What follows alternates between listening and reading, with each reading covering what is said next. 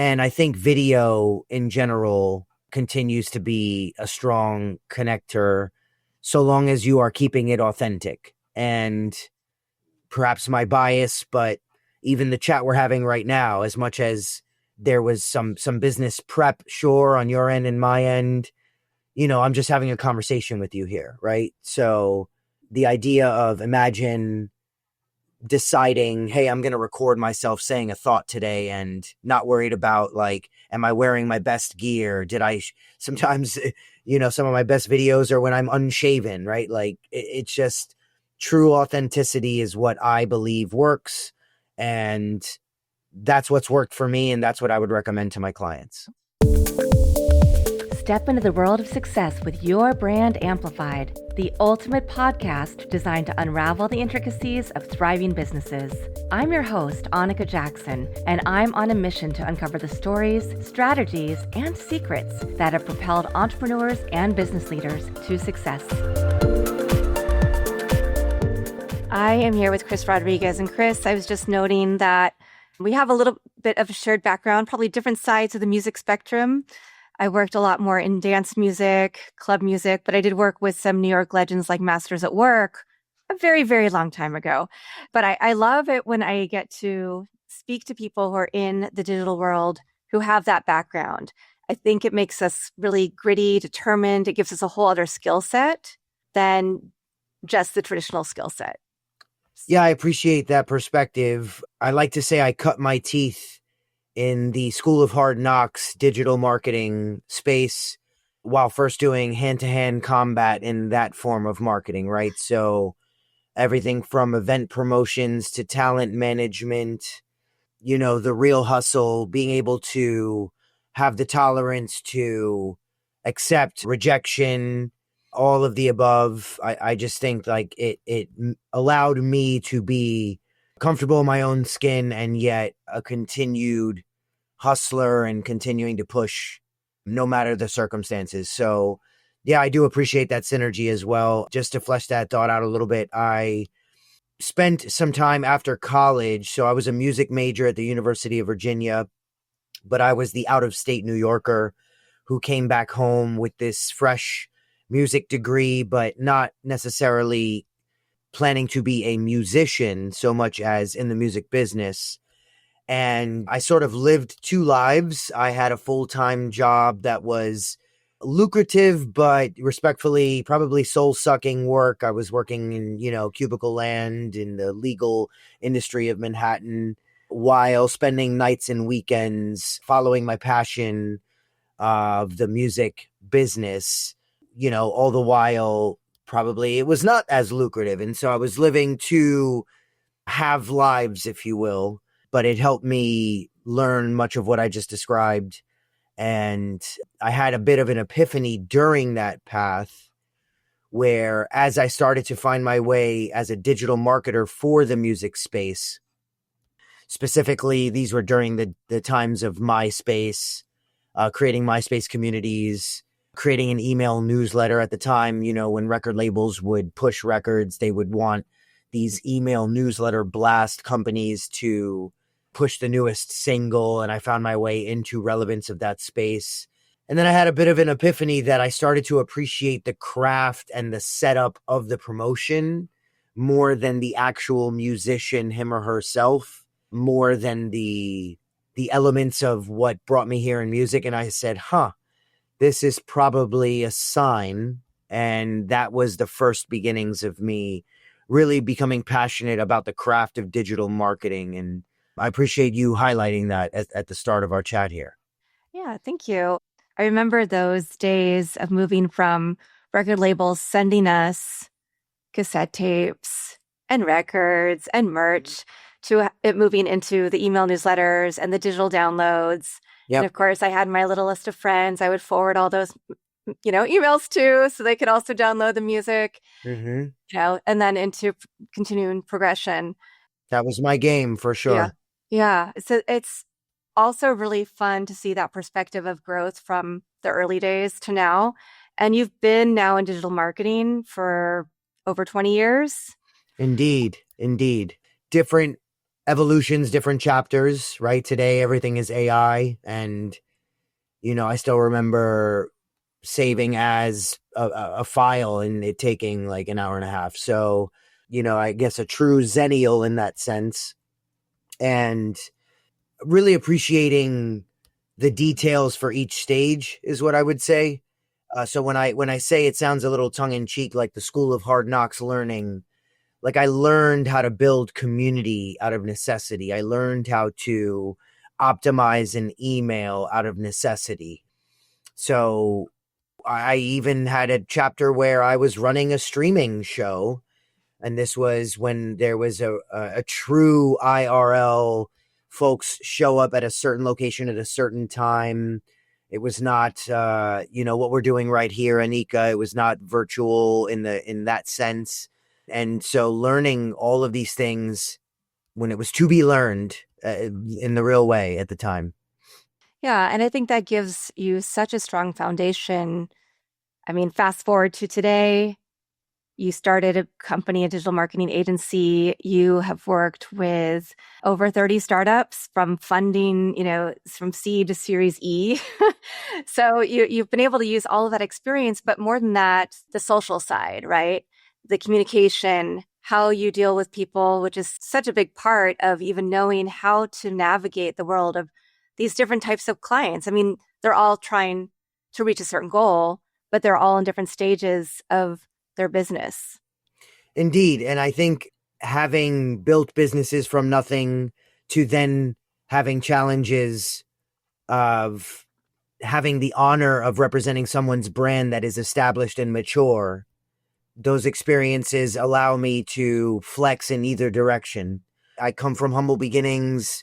I'm a Puerto Rican from New York City, and yet I have a top 25 bachelor's degree, right? And I went to a very prestigious boarding school. So I'm able to navigate from the streets to the boardrooms, up and down on the class spectrum. So it has helped me, again, be comfortable in my own skin no matter the setting, is what I would say. And truthfully, as I say that, I'm now, a proud daddy to young girls, and I try to instill some of those aspects. Times are changing. You have to be able to navigate the technology, the dynamics culturally, personally, professionally, and you don't know until you experience it that you're just being yourself, and yet there's some skills in that. And so I try to emulate that, pass it down, share it with my team. Yeah, I think it's something that I was just being myself until I realized it was a skill. Yeah, truly is, because I think so many people don't have that mindset. They feel imposter syndrome as they move from one status to the next, right? So that is 100% an asset. And so I'm wondering what led to you deciding to start iExcel? Yeah, so I had been fortunate enough to progress my career in the tech side of digital marketing. I guess not to go too far back, but everything we've spoken on thus far was the beginnings of the digital marketing career. I then had a bit of an epiphany, as I noted, that I became passionate more about the craft. And at that point, I had decided to make a career pivot into tech startups. The skills were quite transferable. I became a 30-year-old rookie in tech startups, surrounded by a bunch of, fresh 21-year-old grads, but had the 10 years of knowledge, sweat equity, hustle, whatever you want to call it. And so I caught up very quickly. And throughout that process, as I'm continuing to be employed by a startup, a full-time salary, I'm dabbling in consulting on the side here or there, nurturing this consulting lifestyle.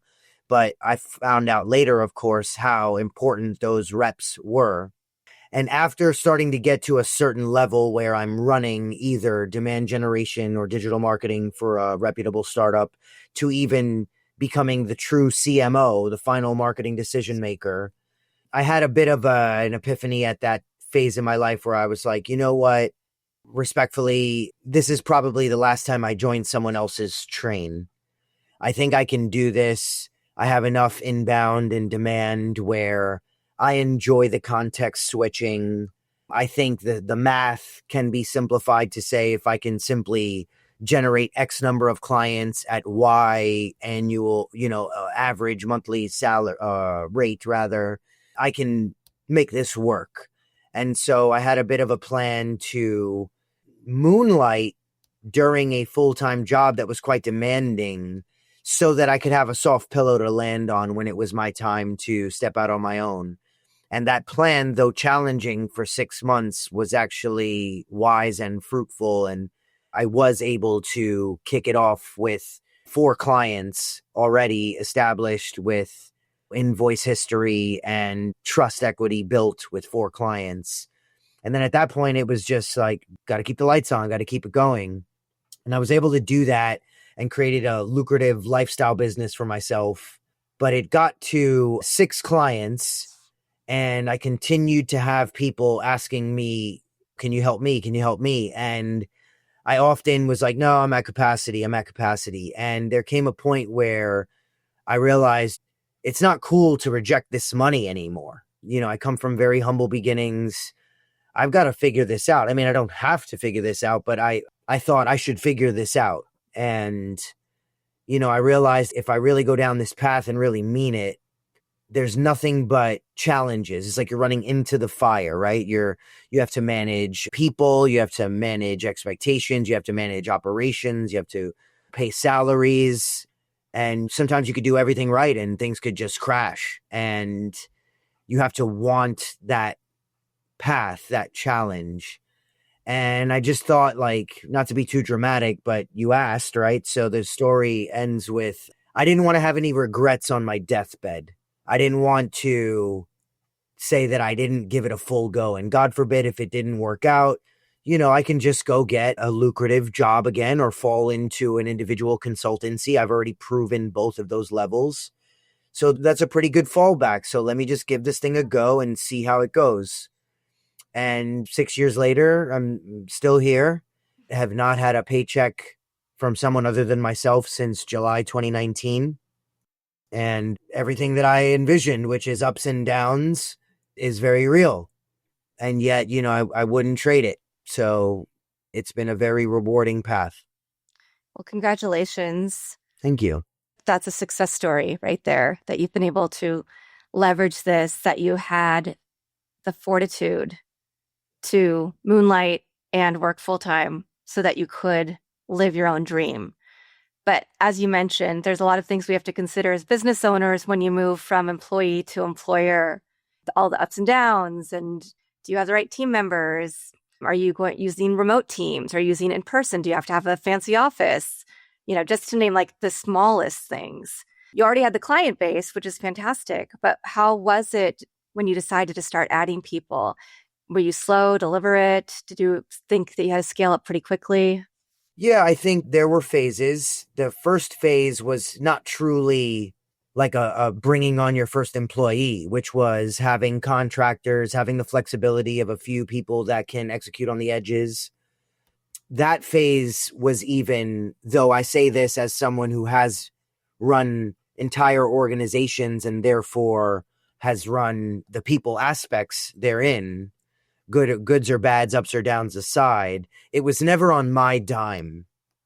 And it was some company that had funding or a track record or runway. When it's your own bank account, it humbles you. It presents a totally different perspective, a challenge. And I do remember what made me feel comfortable enough to really take that plunge. And it was really bootstrapping and stacking 6 figures. And so basically like acting as if the profit margins don't exist, such that you are creating your own seed round, for lack of a better term, because I didn't want to do it on the fly. I wanted to have the same way I worked on having a nice pillow until I leave with a client roster. I wanted to have a nice equivalent of a seed round or a large loan round. And then at that point, I decided to double that with an actual loan. I got an SBA loan. And at that point, I felt very comfortable almost treating myself as if I were a startup that had a seed round. And that's when I hired my first full-time employee. And it humbles you.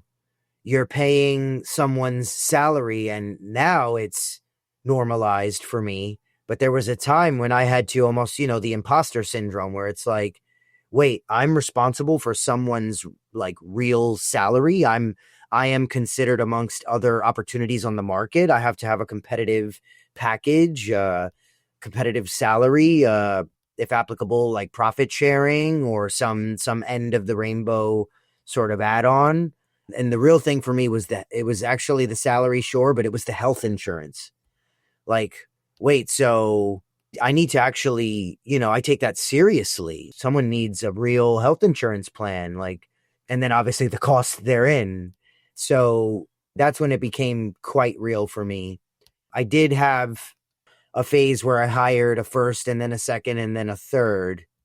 And so to have three full-time salaries of very competitive salaries at the same time was suddenly like, holy smokes, this is a large cost here per month. I've got to, quote unquote, make payroll every month. And thankfully, the decisions that were made prior for the seed round, for lack of a better term, the saving to get to there, allowed for any ups and downs. And at this point, I've been doing it long enough where I feel very comfortable as a leader of men and women, but there was a first. Yeah. Mm. And the work you do today is on the spectrum, growth marketing, so paid strategies, but also organic strategies. Yes. So, first of all, I like to call us full stack demand gen. So, imagine every channel, and there is the strategy of that channel, there is the free or organic side of that channel, and there is the paid side of that channel, with some exceptions. So basically, for search, we do organic search and paid search. Now organic search has expanded to GEO, generative engine optimization. Still the concept of search, the medium of search. There's social, so there's organic social and paid social. I like to say that we have a little bit of a B2B lens as it relates to organic social. In other words, respect due to those that have brand vision as it relates to social or social media management. I mean, we focus on sort of the lead gen component of social. So like automated DMs, target audience building, etc. There's email, whether that be cold email or nurture email. We definitely find ourselves to be experts at those aspects. I like to say the back end, the back channel stuff. So tracking, analytics, though often associated with email, the concept of CRM, marketing automation, building your systems, building your pipes, any and all of that. And so some clients dabble in a piece of that. Some clients accept the full stack, if you will. And the depth of engagement is based on need. Sometimes we just do a project to fix a problem or to build something out and then pass the baton. We've done any and all of those permutations. Yeah. Nice. And is there a strategy, tactic, tech stack that you feel actually drives results versus what people think will drive results? Sure. Well, if I had to pick one as a favorite tactic to share, I think first it starts with the idea of authenticity. And authenticity is hard to do at scale. And so the best tactics that I've seen work are LinkedIn personal profile communications. I say this as someone who has 30,000 LinkedIn connections. And I often pride myself on the ability to make real connections, even though, sure, behind there is a business purpose. But imagine not feeling that and yet still making a business connection. It's a hard thing to do. So I find that channel has the highest efficacy. The concept of a connection followed by a DM, but a well-written one that is personal in nature. The primary channel there is LinkedIn. It used to be similar in Instagram as well as X, or formerly Twitter, but those channels have sort of lost a little bit of that connectivity. I would say Instagram still has some, but that medium, that funnel is a favorite funnel of mine.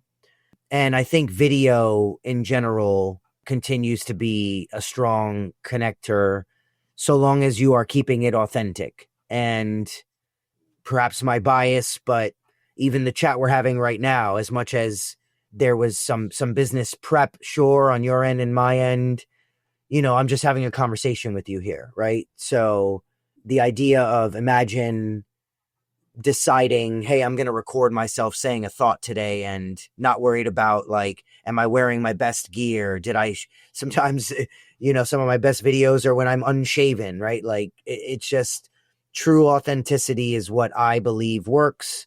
And that's what's worked for me. And that's what I would recommend to my clients. Yeah. Yeah. And I appreciate that. I mean, you're here, you're bringing your authentic self. That's why we're having a good dialogue. And For that's sure. why if I have somebody come to me who needs services in your specialty, I would recommend them to you. This is another form of that, making that connection. And now we're connected on LinkedIn and it goes on and on and on. Exactly. So, yeah. And it was authentic the whole time. I Yeah. promise you. Yeah. No, I totally believe that. Well, I want to ask the name iExcel, right?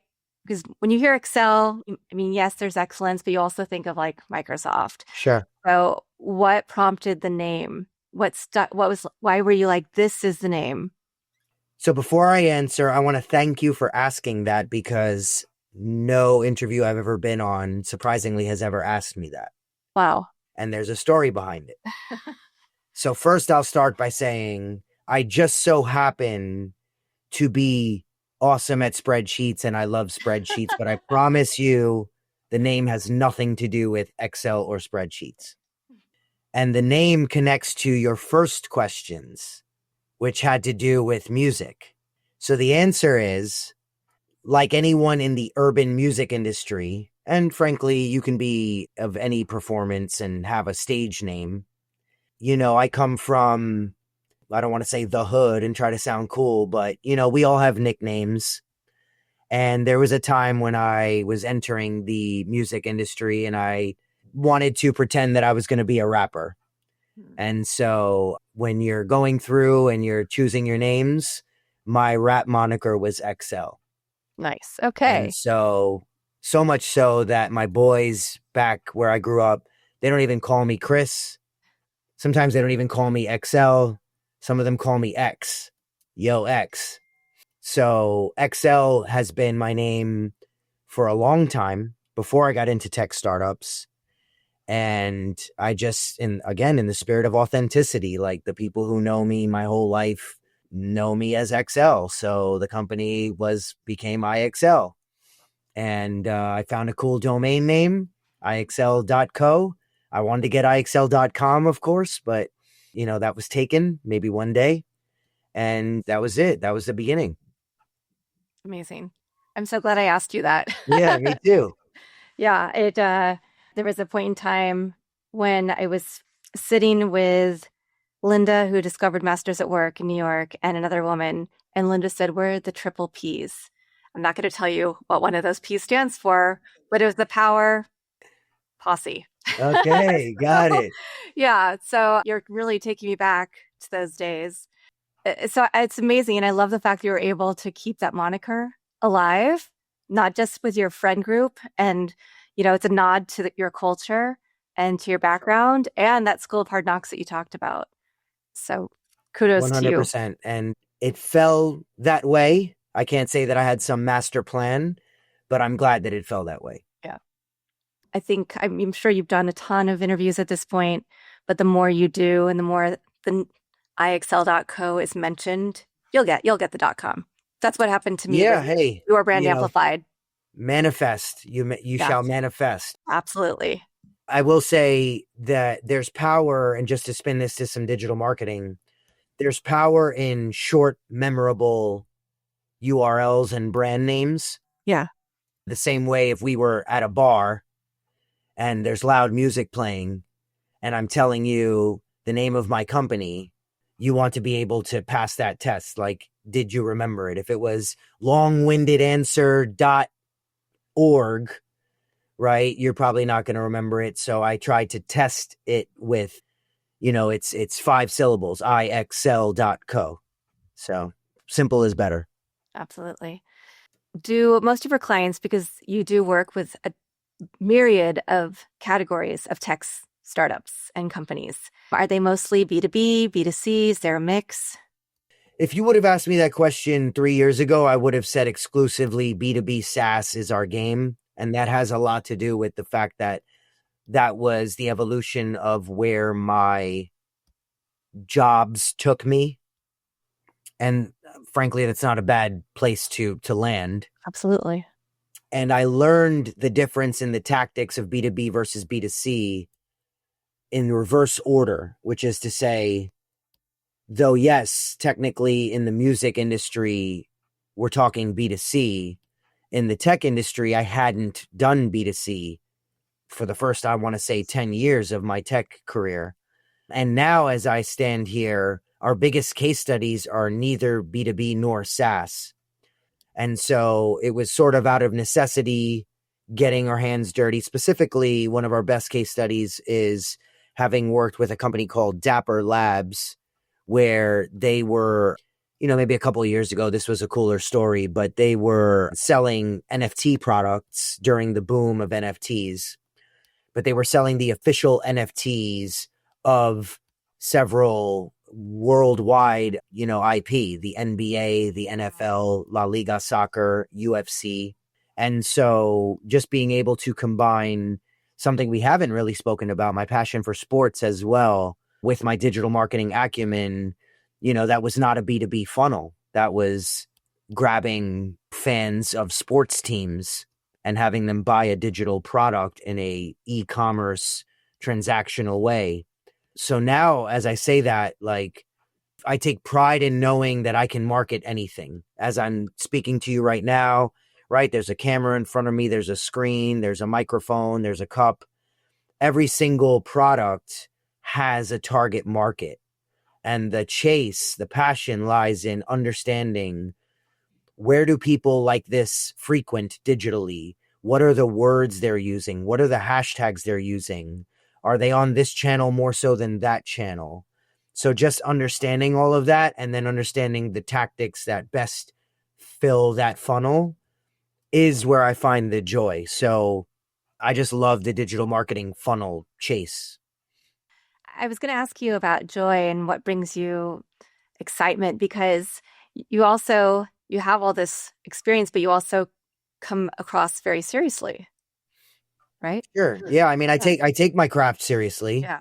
Maybe that extends to every facet of my life. And sometimes, as much as I might be fun in some respects, maybe sometimes I'm too serious. But I want to make sure that I'm delivering, obviously for the client, but also I don't think too much about the reputation as the lead, but I care about making sure that we're doing right by these people, and that we are known to be people who take funnels seriously, that do right by our folks. And you want to hire someone who thinks that, right? Like, I want to hire employees who take our brand seriously and want to make sure that the client has satisfaction for their own accord, right? Not just because your check's going to come in the next payroll, but because you take pride in your craft and the work, because that's what I represent. And so that's what I find joy in. And honestly, I've learned now, after some trials and tribulations, to find the right people who emulate that, because they represent a culture that I want to create, and that we want to give that off as we're on calls, and we're passionate about your success. Right. So that's what I find joy in. And I want to surround myself with people who find joy in that as well. Well, corporate culture is so important. I did some branding work with Red Bull employees, and it was a lot around their personal brands, but their personal brands are so ingrained with the Red Bull brand. Otherwise, they wouldn't be there. Right. And so we did a lot of like mapping out what they want to do, who they need to talk to, setting goals that went with who they are authentically, what they bring to the table authentically, and where they saw themselves being able to grow in the company. So I'm hearing some of those same things from you. Well, hey, if I can aspire to grow towards a certain company culture, I have many respected friends who have touched that culture. And now I know that you have as well, Anika. So I've always thought Red Bull's culture is one that has a level of authenticity and passion, even though it is at the scale that it's at. So that's something good for me to take away from this conversation. Oh, nice. I did want to ask. Now I'm losing my train of thought because you gave me that compliment. So, Oh no, hey, I appreciated the tip. well, one thing we know today, of course, you talked about GEO. We know that algorithms are picking up different things. I was just talking about this with my students because I teach some digital media management, digital social. And we're talking about, now we can't just talk about user generated and professionally produced. There's this AI category, and AI really underpins so many things, but also different platforms, whether it's Facebook trying to supposedly get back to more friends, family, the feel good stuff that we liked when we started using that platform and that we still want to see, right? Maybe like I have a lot of family overseas. That's how we communicate versus Instagram, wanting still videos, carousels, maybe less hashtags or no hashtags, to, YouTube shorts, but not being in the shorts, being in like the actual main sections. And it seems like they're always testing out different things based on what the other platforms are testing out. Now, you and I both love LinkedIn, but we know that it's necessary to have a digital footprint in a lot of these places for a lot of different companies. What do you do when you have, what works, but then if the algorithm's now rewarding something else, do you have to change tactics? Do you try to hold steady or do, a little bit of give and take? It's probably a little bit of give and take. An example on both extremes would be ChatGPT and LLMs have taken a significant chunk of the traditional organic search percentage usage. So obviously that means being aware of how to optimize for that new market share is vital. And yet, let's not overstate the fact that Google is still, let's not act as if people are suddenly stopping searching in a Google browser. So it's more of an and statement. There's plenty of tactics that once worked in a foolproof way. Cold email evolves all the time. And technically, as much as I take pride in the concept of cold email, it is a gray hat tactic. It's not technically allowed, right? And so there's an art to being able to do it in such a way that when it hits your inbox, it feels useful and authentic. And yet, Google is one decision away from being a little more aggressive on percentages that indicate, more spam than usual, or the world shifts from under you and you just have to be nimble and agile and ready to work with it. I'll give you a positive spin. So the idea that what used to be a traditional, a market specific commercial video would have cuts of the generic sections and then a cut for the regional sections that you would have to repeat the region 20, 30, 50, 100 times. Similar model to if I used to manage DJs. And so the idea that, or artists, and they would have to shout out each DJ for a drop. In this case, now I'm getting videos that are AI driven as my YouTube pre-rolls, and they are spot on in terms of my region, in terms of the value proposition. And obviously that's not a human there, but it looks close enough where I get the point, and maybe it's not going to work on me, but it might work on the baby boomer that is watching the video right alongside me, my neighbor.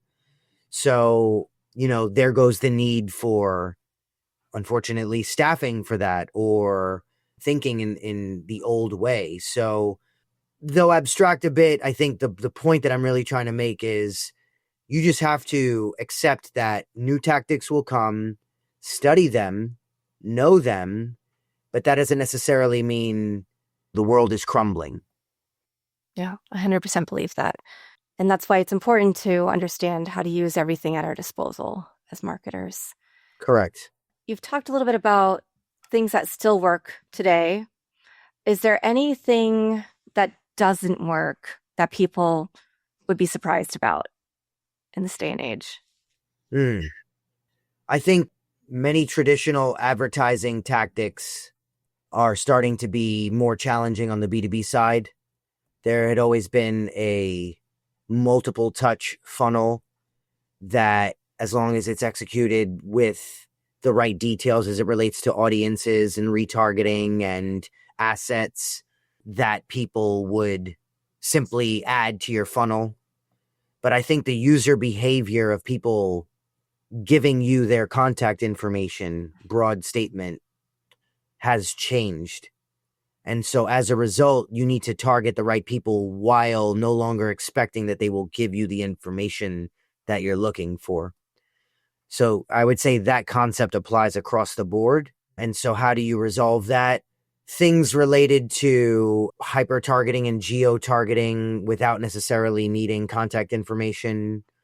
Things where you are allowing the person to make the decision, let's say like video ads that are convincing them, or without necessarily expecting to get like the information, but maybe having them come in direct, having been influenced by your video. So it challenges you from an attribution standpoint because you want to create a halo effect and total number of leads that are directly attributed to that campaign. Though that might come up less, you have to now be able to prove that you still created the halo effect of influence. So it's been a little bit of a welcome challenge, but a challenge nonetheless in terms of direct ROI and direct email addresses acquired, direct sales from your efforts. And often they show up in terms of branded search or direct traffic. Yeah. Well, and I mean, in Google itself is trying to do last touch attribution or data driven attribution, right? Versus the other types of models that people used to be more inclined to use. Well, yeah. And there's also, speaking of Google, the idea that they have the AI overviews, which are extremely helpful. And as a result, they're so helpful that they prevent you getting the actual click. And so the idea of impressions and tracking impressions, sometimes as a digital marketer, as a demand gen marketer, I had often maybe discredited the concept of an impression being a success metric. That might be something that's good for reach or PR purposes, but not for funnel generation. And now that tune has to change because as long as you're in the right decision-making places, that is more valuable than ever before. Well, and let's talk a little bit about that. GEO, so important. I've heard that GEO really, like LLMs, try to find search results that are reviews from other people. They don't just want you to be touting your own brand, but they want to go to like page 10, page 11 of search of a traditional Google search or Bing or whatever to find that random person who's like really an expert on this very niche thing and says good things about you. But then I've also heard, on the other hand, that Google is cutting off after like 10 pages of search so that LLMs can't do that and people are forced back into Google search. Is this a myth? Is this true? Have you seen any of this in the work that you've done? The thing that I've taken away from the answer on GEO, if you will, is it is not much different than what we call SEO on-page optimization, which is to say, if you set up your site in a certain back-end infrastructure way and you follow a certain prescriptive checklist, then the likelihood that when an LLM's bot intakes your content, that it will categorize you higher is no different than if you set up your page for SEO optimization. The rules, the specific rules differ, but the mentality is the same.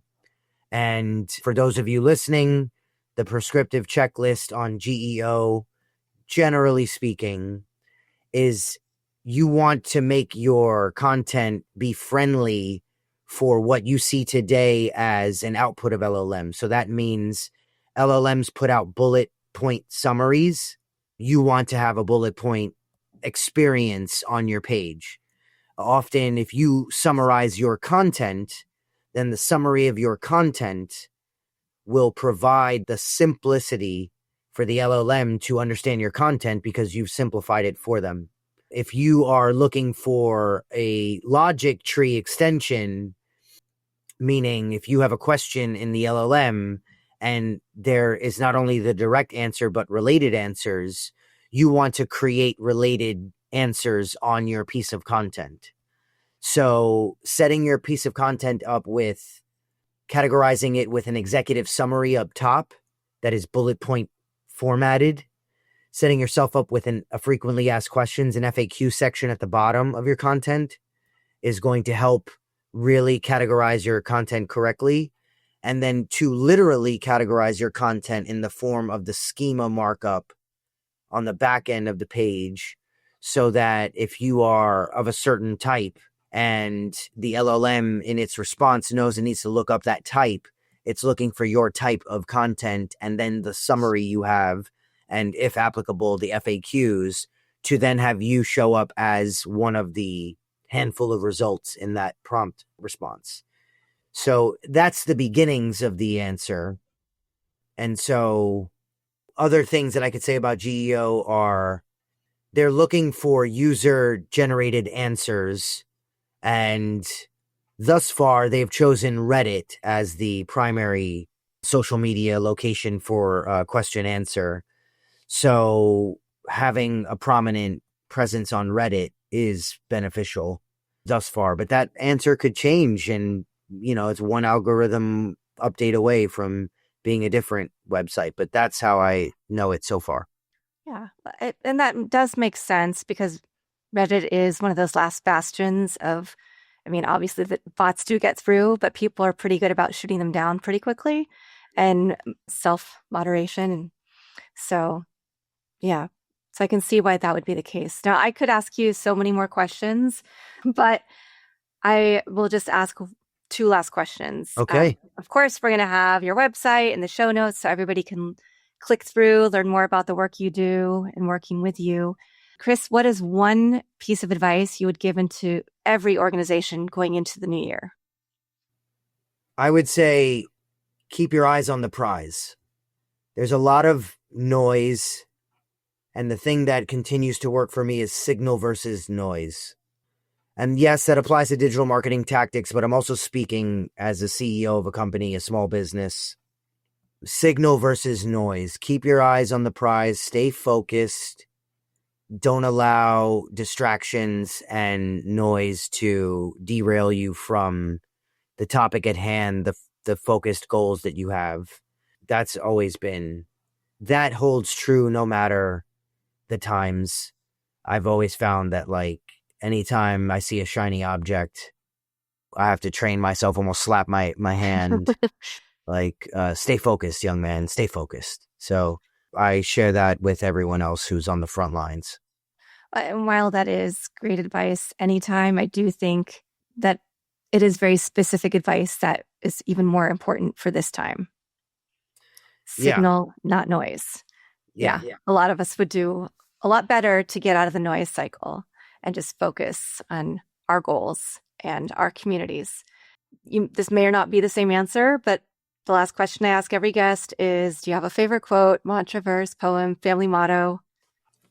I don't know if it's a quote, but maybe a concept. I'm a big believer in the idea of 10,000 hours, Malcolm Gladwell.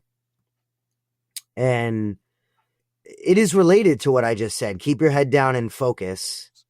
It's important to find your expertise, be comfortable in that expertise, know what you don't know, and get to that level of expertise. There's a place for an expert generalist, but the reason why we're talking today is because I've put in my 10,000 hours.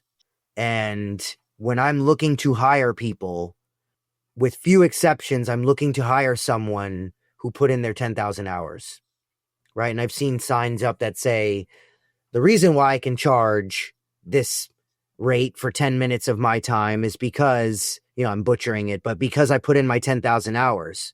And I just encourage everyone to not be so short-sighted and put in your time. Sometimes it's like, I almost feel old school saying that, but that's probably back in my day, right? Back in my day, that was a normal thing to do, is to pay your dues and keep your head down and learn.